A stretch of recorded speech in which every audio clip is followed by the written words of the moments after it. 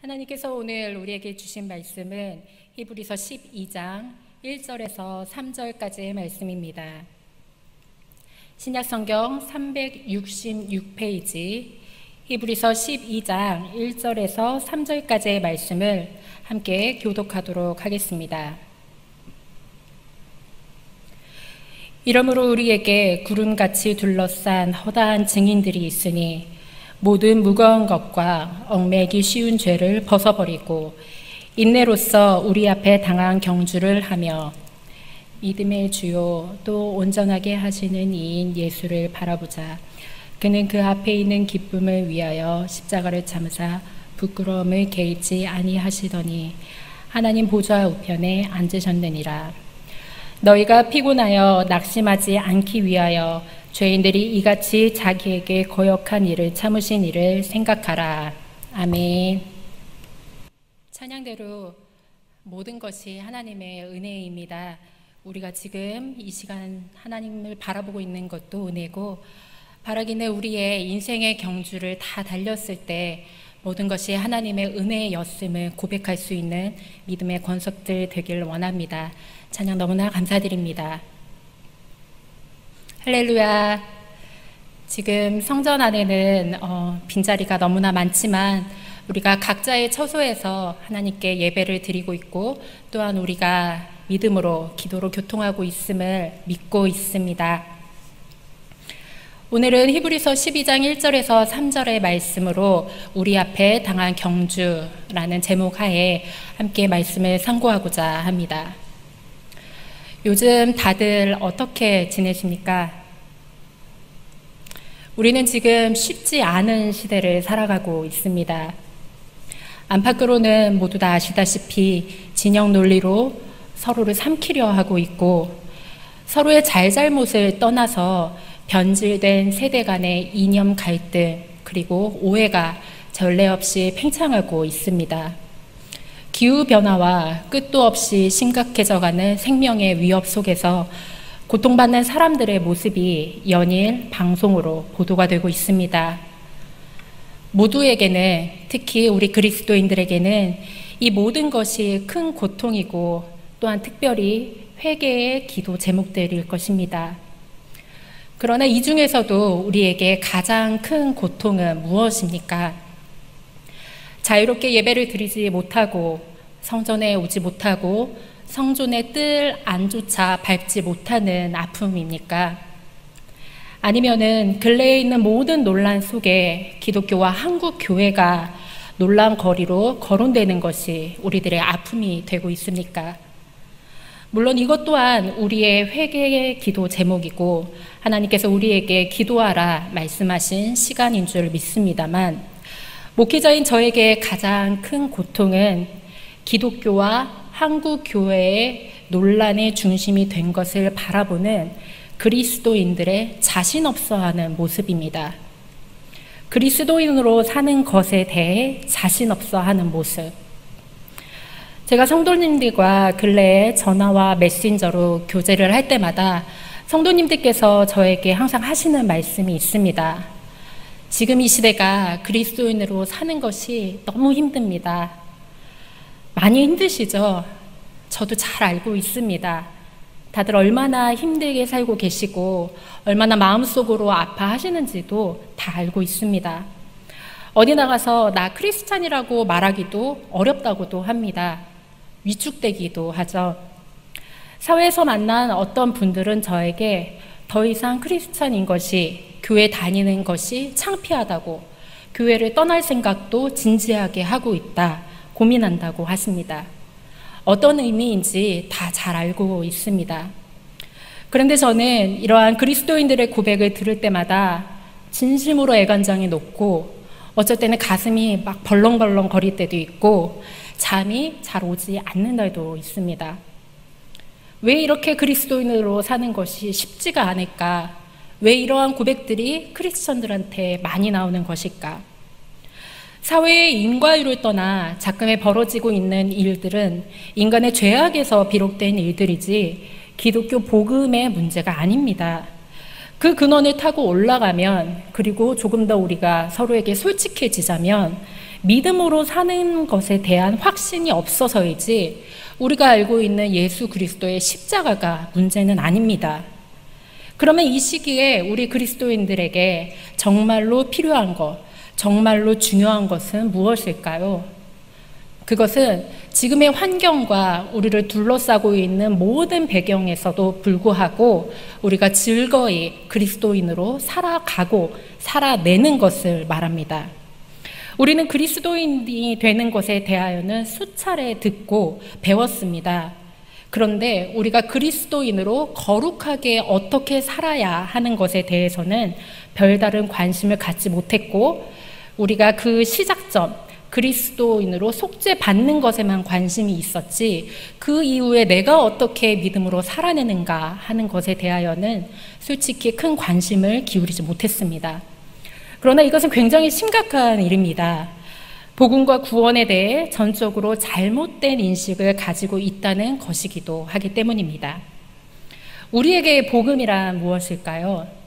우리에게, 특히 그리스도에게 속한 자, 그리스도인들에게 복음이란 예수 그리스도로 죄에서 구원받는 것까지가 아니라 구원받은 그 이유, 거룩하게 사는 것까지가 우리에게는 복음이고 믿음입니다.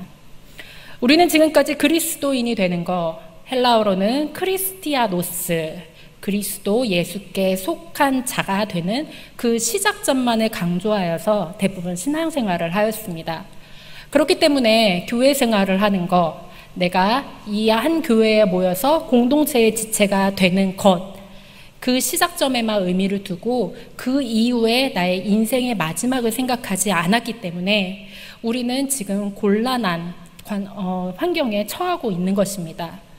물론 마태복음 16장 16절에 시몬 베드로의 고백, 그리스도는 살아계신 하나님의 아들이다 라는 이 믿음을 시작으로 예수를 따르기로 한 그 결단은 우리에게 너무나 중요합니다. 그런데 우리의 문제는 이것입니다.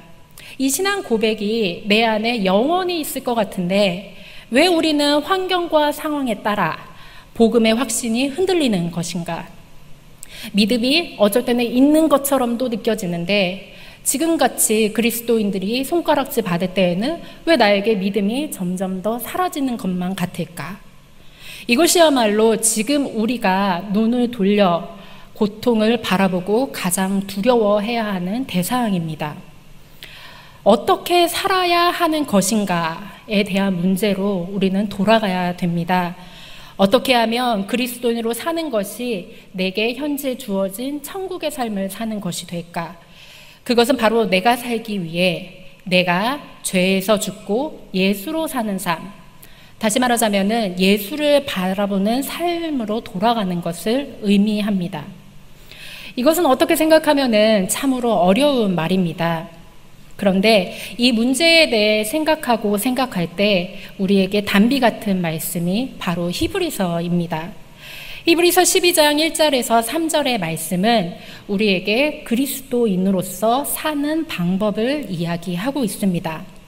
본문의 말씀 12장 1절을 함께 읽어보도록 하겠습니다. 이러므로 우리에게 구름같이 둘러싼 허다한 증인들이 있으니 모든 무거운 것과 얽매이기 쉬운 죄를 벗어버리고 인내로써 우리 앞에 당한 경주를 하며. 히브리서는 13장으로 이루어진 길지 않은 편지글입니다. 사실 다른 서신서와는 다르게 히브리서는 누가 보냈는지도 아직은 불명확하고, 그리고 누구를 위한 어떠한 대상을 위해 쓰여졌는가도 사실은 정확하게 밝혀지지 않았습니다. 그럼에도 불구하고 이 히브리서가 정경으로 채택되어 우리에게 성경 말씀으로 오게 된 것은 단 한 가지 이유입니다. 바로 히브리서가 말하는 첫 번째 예수의 영원성과 두 번째 그리스도인으로 사는 것에 대한 믿음의 확신을 그 어느 복음서보다도 정확하고 명확하게 언급하고 있기 때문입니다. 많은 사람들이 우리의 삶을 길로 비유합니다. 제가 좋아하는 대중가요 중에 한 곡도 제목이 길, 인생을 논하는 곡이 있습니다. 그런데 이것은 비단 세상 사람들만 말하는 것이 아닙니다. 성경에서도 우리 그리스도인들에게도 우리가 달려가고 있는 이 인생을 길이라고 칭하고 있습니다.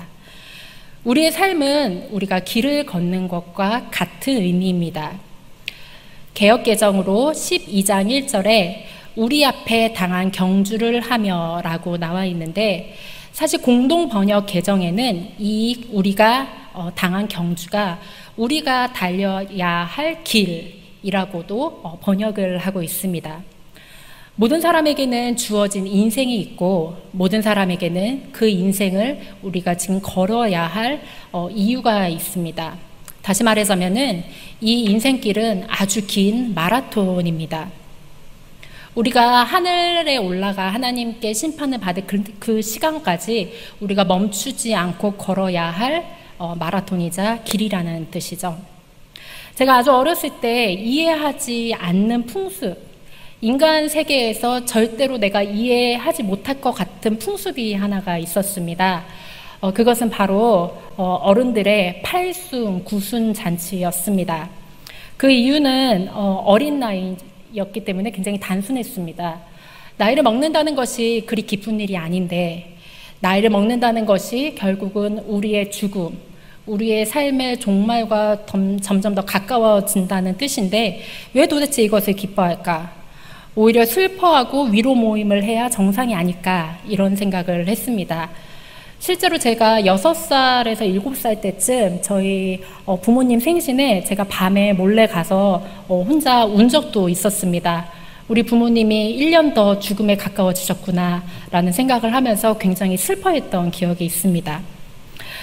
어릴 때 나는 삶과 죽음을 단순히 생명의 연장과 중단이라고 1차원적으로 이해했기 때문에 이러한 일들이 있었습니다. 사실상 산 사람 중에서 죽음을 경험한 사람은 아무도 없기에 여전히 죽음이라는 것은 우리에게 신비하고 미지의 세계에 속합니다. 그런데 히브리서 12장 1절은 우리가 그토록 궁금하지만 결코 마주치고 싶어하지 않는 주제, 죽음에 대해 전혀 다른 차원으로 이야기를 합니다. 이 인생길, 신학의 경주를 잘하는 것은 모든 인간에게 주어진 과업인데, 그 과업을 아주 무사히 성공하려면 우리가 지고 있는 어깨에 있는 무거운 짐, 또 저쪽 어깨에 있는 얽매이기 쉬운 죄를 벗어버려야 한다는 것입니다. 우리에게 죄란 무엇일까요? 목사님들을 통해서 우리가 설교 시간에 수없이 들었습니다. 죄라는 것은 하나님 밖에 있는 모든 것입니다. 다시 말해서 죄를 범하는 사람은 하나님 밖에 거하는 사람이고, 죄에서 떠난 자는 하나님 안에 거하는 자입니다. 요한일서 5장 18절 말씀을 제가 읽겠습니다. 하나님께로부터 난 자는 다 범죄하지 아니하는 줄을 우리가 아노라. 하나님께로부터 나신 자가 그를 지키심에 악한 자가 그를 만지지도 못하느니라. 우리 마음에 예수님이 와 계신 것과 예수님이 그 마음에 거하지 않는 사람의 삶은 너무나 다릅니다. 주님이 내 삶에 있다는 것은, 내 인생의 경주길에 함께 하신다는 것은 12장 1절에 무거운 것, 얽매이기 쉬운 죄를 벗어버릴 수 있다는 것을 의미합니다. 인생의 짐과 죄에서 내 자유로 벗어날 수 있는 사람은 그 어느 누구도 없습니다. 무거운 짐 지지 않는 사람도 없고, 얽매이지 않는 죄 지고 있지 않는 사람도 없습니다. 우리에게 짐이란 무엇일까요? 짐이 많죠. 우리에게는 삶에 대한 걱정도 있고, 자녀와 부모에 대한 두려움도 있고, 미래에 대한 공포와 어려움, 그리고 나의 노후, 나의 앞날, 너무나 여러 가지 것들이 나의 인생의 짐으로 지어져 있습니다. 벗어나고 싶어도 생각의 굴레 때문에 벗어나지 못하는 것들입니다. 그런데 이 짐보다 더 무거운 것이 바로 우리가 행하고 있는 죄입니다. 죄란 무엇일까요? 아까 말씀드렸다시피 하나님 밖에 있는 모든 것을 의미하는데, 그 죄 중에서도 얽매이기 쉬운 죄, 얽매이기 쉬운 죄란 우리가 입 밖에도 내지 못할 너무나 부끄러운 것들을 의미합니다. 그렇기 때문에 우리에게는 이 죄에 대한 두려움, 죄에 대한 어려움이 늘상 있습니다. 그런데 성경 말씀에 의하면은 이 죄를 벗어버릴 수 있는 방법이 있습니다. 예수를 믿으면 그 어떠한 짐이든 그 어떠한 죄이든 우리는 벗어버릴 수 있습니다. 예수를 믿고 누리는 놀라운 은혜가 비로소 우리에게 시작된다는 것입니다. 여기까지는 우리가 너무나 잘 알고 있죠. 그렇지, 예수 믿고 구원받으면 천국 가는 거지. 예수님이 달린 그 십자가 때문에 내가 다시 살아났고 내가 이렇게 살다가 천국에 가겠지.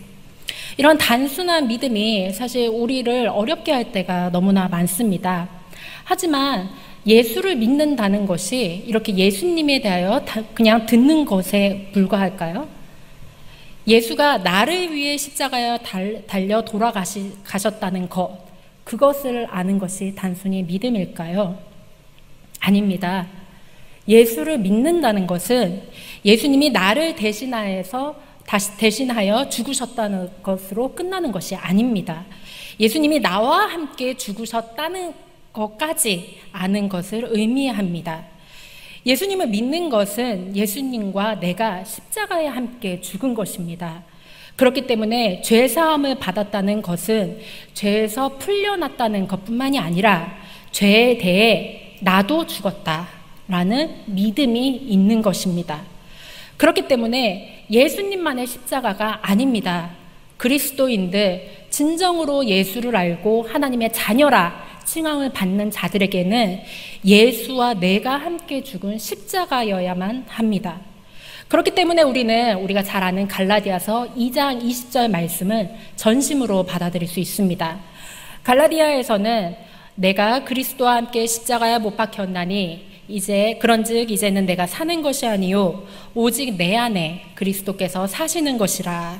이제 내가 육체 가운데 사는 것은 나를 사랑하사 나를 위하여 자기 자신을 버리신 하나님의 아들을 믿는 믿음 안에서 사는 것이라 라고 말씀하셨습니다. 이것이 그리스도인의 고백이 되어야 합니다. 첫 구절에 내가 그리스도와 함께 십자가에 못 박혔나니, 하나님께 삶과 죽음은 단순하게 나에게 주어진 생명의 연장과 중단이 아닙니다.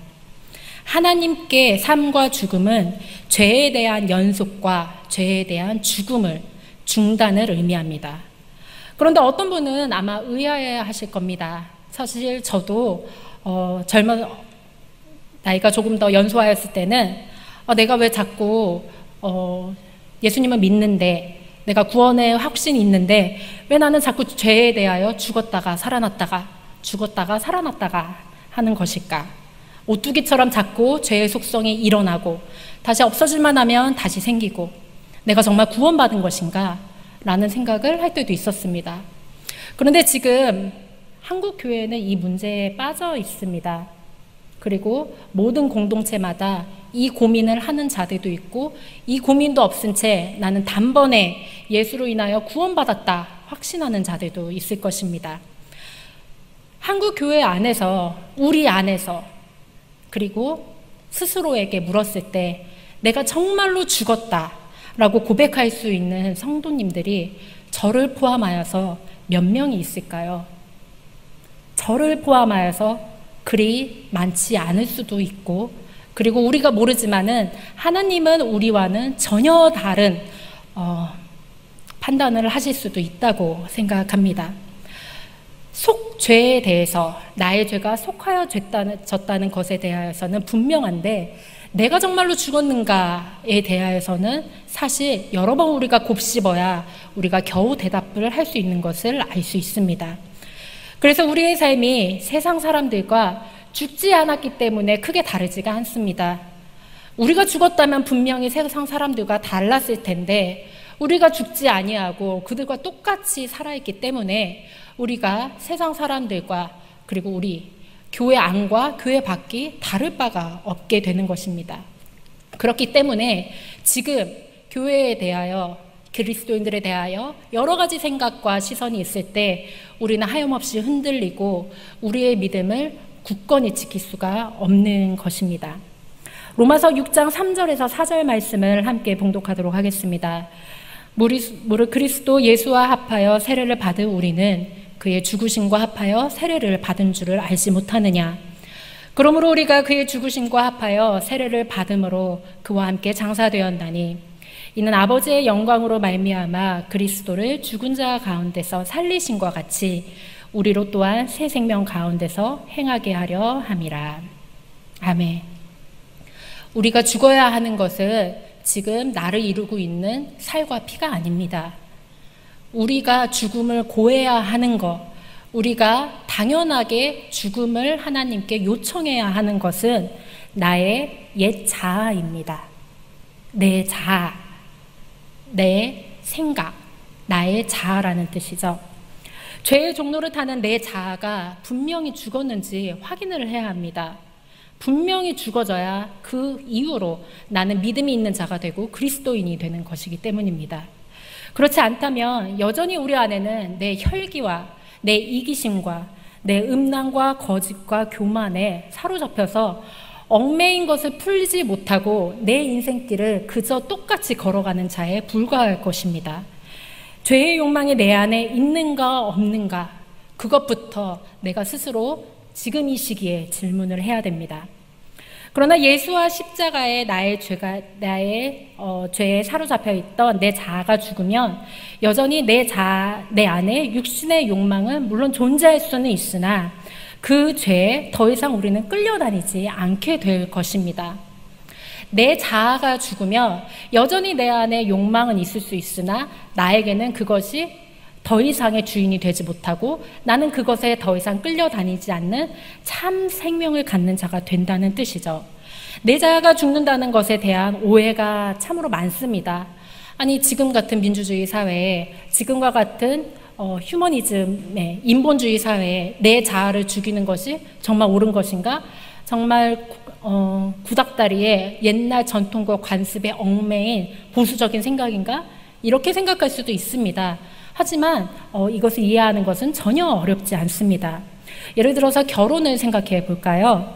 결혼한 사람은 더 이상 자기가 원하는 대로 살지 못합니다. 얼마 전에도 어떤 분들과 이런 얘기를 했는데, 저는 결혼 전에 제가 사고 싶었던 것들, 제가 갖고 싶었던 것들, 내가 쓰고 싶었던 시간을 누구에게도 구속받지 않고 내 마음대로 사용하였습니다. 그러나 결혼 후부터는 예전에 내가 욕망을 분출했던 것들을 줄이는 것이 아니라 아예 없애고, 결혼 후에는 각자의 배우자에게 순종을 하고 서로에게 길들여지면서 살아가며 살게 될 것을 약속하는 것이고, 저는 현재 그렇게 살고 있습니다. 그래서 아마 어떤 목사님은 결혼 생활을 세상 사람들이 죽음이나 무덤에 비유하는 것이 내 자아가 죽어야 그 결혼을 유지하기 때문이다 라고 생각하신다고도 하십니다. 맞는 말입니다. 믿음은 예수의 십자가에 내 옛날 자아가 기꺼이 죽는 것을 의미합니다. 믿음으로 산다는 것은 나의 육신의 욕망에 끌려다니면서 사는 것이 아니라 내 자아가 다 죽고 내 죽음에, 자아의 죽음 이후에 예수로 사는 삶을 택하는 것입니다. 그렇기 때문에 히브리서 12장 1절, 짐과 죄를 벗어버려야만 나의 믿음의 인생길, 경주를 끝까지 완주할 수 있는 것이다 라는 말씀이 진정으로 내 안에 다가올 수가 있습니다. 혹자는 말합니다. 이러한 이야기를 어떤 분들과 나누게 되면은, 그렇게 살면은 사회생활이 힘들어요. 그렇게 살면은 세상 사람들과 말 섞으면서 내가 평안하게 직장생활하기, 학교생활하기 힘들 수도 있어요 라면서 걱정도 하고 우려도 하고 의심을 할 수도 있습니다. 그러나 로마서 6장 1절에서 2절 말씀에 이렇게 말씀하십니다. 새번역 성경으로 읽겠습니다. 그러면 우리가 무엇이라고 말을 해야 하겠습니까? 은혜를 더하게 하려고 여전히 죄 가운데 머물러 있어야 하겠습니까? 그럴 수 없습니다. 우리는 죄에는 죽은 사람인데 어떻게 죄 가운데서 그대로 살 수 있겠습니까? 제가 영주교회에서 신앙생활을 같이 하면서, 그리고 우리가 언약 공동체를 함께 이루어가면서 가장 큰 걸림돌이 무엇일까라는 생각을 여러 번 해보았습니다. 우리에게 가장 큰 걸림돌은 해보지 않고도 해보지도 않았는데 안 될 거야 라고 미리 짐작하는 편견입니다. 여러분은 정말로 내 자아가 죽은 신앙생활을 해본 적이 있습니까? 그렇게 경험해 보신 기억이 있습니까? 정말 십자가에 예수도 죽고 나도 죽는 삶을 살려고 결심이라도 우리 한번 해보았습니까? 히브리서의 구원과 믿음에 따르면 우리는 할 수 있고 그냥 할 수 있는 것이 아니라 능히 감당하고도 남을 만한 힘이 우리에게 있습니다. 왜냐?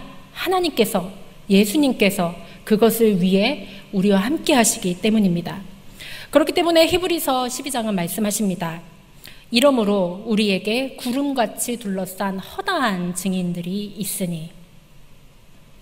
제가 국민학교 시절, 요즘 말로 하면 초등학교입니다. 초등학교 시절에 제가 제일 싫어했던 날이 딱 2개가 있었습니다. 그것은 체력장 하는 날과 운동회 하는 날입니다.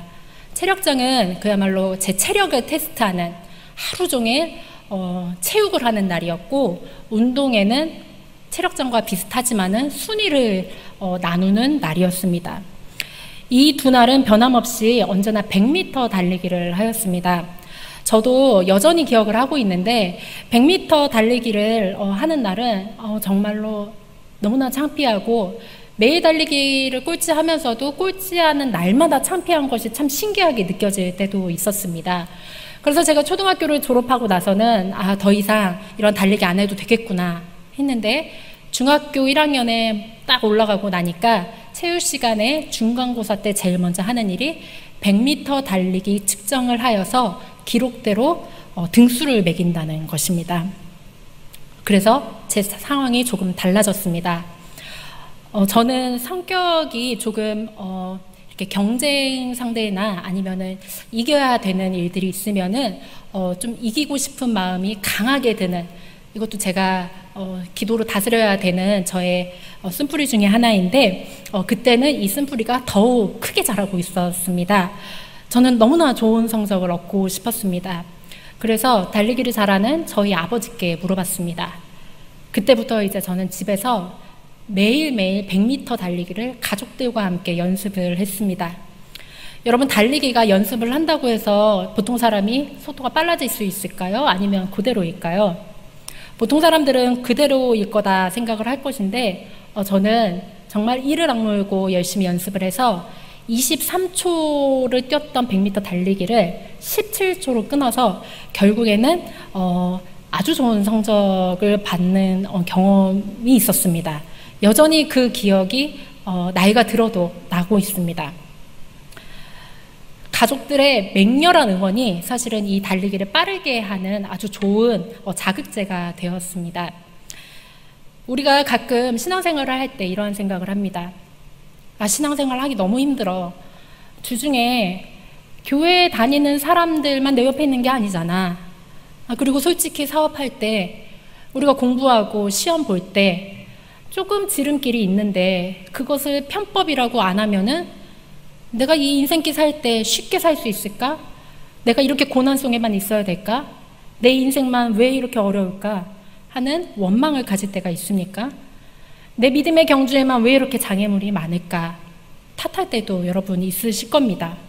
저도 그랬기 때문입니다. 그런데 정말로 내 인생에만 하나님이 가시밭길을 펼쳐주시고 장애물을 주신 걸까요? 아닙니다. 우리 눈에는 내가 진 십자가가 제일 무거워 보이는데, 이미 앞서 이러한 인생의 경주를 하는 분들이, 했던 사람들, 승리하셨던, 기어코 하나님을 기쁘시게 해드렸던 분들이 너무나 많았습니다. 히브리서 11장에 보면은 믿음으로 아브라함은 이삭을 하나님께 드렸고, 믿음으로 요셉은 후손들에게 자기 뼈를 들고 떠날 것을 명령하였고, 믿음으로 모세는 이집트 왕의 노함을 무서워하지 않았고, 믿음으로 어떤 이들은 조롱과 채찍질 뿐만 아니라 결박과 옥에 갇히는 시련도 받았고, 톱으로 켜는 것, 시험과 칼로 죽임을 당하였으나 세상이 능히 그들을 이기지 못했던 것을 경험하였습니다. 세상이 믿음 있는 사람들을 감당하지 못합니다. 왜냐하면은 이 사람들에게는 세상은 가치 없는 것이었기 때문입니다. 이런 수많은 허다한 증인들이 내 삶 앞 이전에 있었고 그 분들이 나의 경주를 응원하고 있습니다. 히브리서 11장 2절에 보면은 이러한 말씀이 있습니다.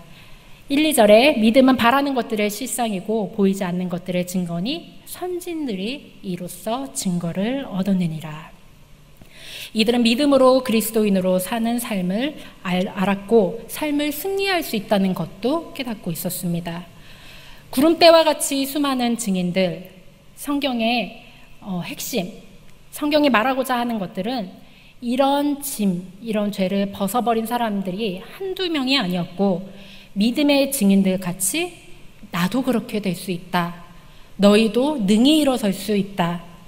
우리가 이 사람들 때문에 핑계 없이 우리의 십자가를 져야 되겠구나 라는 것을 깨닫는 것을 의미합니다. 그렇기 때문에 히브리서 12장 2절에서 3절 말씀은 우리에게 또 다른 은혜를 주고 있습니다. 2절에서 3절 말씀을 세 번역으로 읽겠습니다. 믿음의 창시자요 완성자이신 예수를 바라봅시다. 그는 자기 앞에 놓여 있는 기쁨을 내다보고서 부끄러움을 마음에 두지 않으시고 십자가를 참으셨습니다. 그리하여 그는 하나님의 보좌 오른쪽에 앉으셨습니다. 자기에 대한 죄인들의 이러한 반항을 참아내신 분을 생각하십시오. 그리하면 여러분은 낙심하여 지치는 일이 없을 것입니다. 아멘. 이제 우리의 구원은 그렇다면 예수의 십자가 못 박힘까지가 아니라 동시에 나의 죄에 대한 자아까지 못 받는 것이 됩니다. 이것까지가 믿음입니다. 이 믿음이 어떻게 생겨날 수 있는 것인가? 예수를 바라보면 이 믿음이 생겨납니다. 믿음은 노력해서 얻는 것이 아니라 예수를 그저 바라볼 때 믿음이 생깁니다.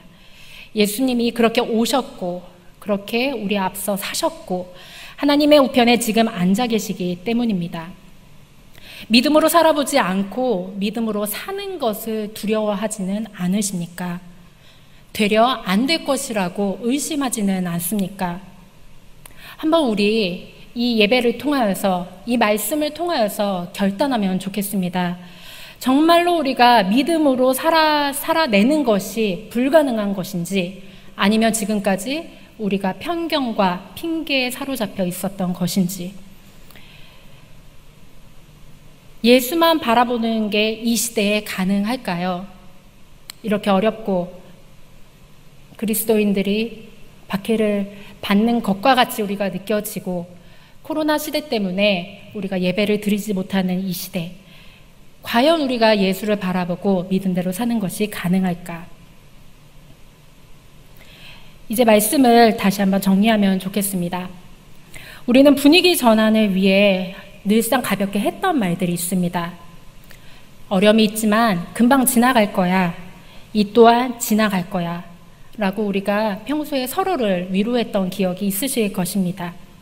그런데 지금 이 시기는, 이 암흑기는 그러한 가벼운 위로로 지나가지 않을 것 같습니다. 그러나 지금 이 시기에 분명한 것은 그리스도인들은 주 예수님과 십자가에서 함께 죽었으며 부활하신 주님과 함께 새 생명으로 사는 자들이라는 믿음을 재확인하는, 그리고 다시 한번 믿음으로 사는 시기가 되길 원합니다. 우리가 최근 교회에서 여러 가지로 마지막 때에 대한 말씀을 상고하고 있습니다. 그리스도인들도 마지막 때에 대해 생각하는 분들이 많고 성도님들 중에서도 저한테 여러 시기와 징조를 생각할 때 물으시는 분들도 많습니다. 그렇지만 이것에 대하여 되려 두려움, 막연한 어려움을 가지신 분들도 많이 계시죠. 종말론이 과연 무엇일까요? 종말론이란 마지막 때에 대한 일들의 성경에 기록된 이야기들입니다. 나의 죽음 이후에 일어날 일들. 이미 나의 죄의 육신은 예수의 십자가의 못을 박았습니다. 십자가에서 내가 죽었다고 고백하는 그 순간부터 이미 우리는 마지막 시대에 살고 있습니다. 우리 앞에 놓여진 길, 죄에 대해 내가 죽고 예수로 새 생명을 얻어서 믿음의 경주를 잘 마쳐 우리가 주님 다시 배울 날에 하나님께 잘했다 칭찬받는 우리 모두가 되기를 간절히 소망합니다. 그리하여서 예수를 믿는 것이 나의 자아를 버리고 다시 한번 내가 믿음으로 사는 것이 십자가로 사는 것을 깨닫는 우리 모든 영주의 권속들 되길 간절히 소망합니다.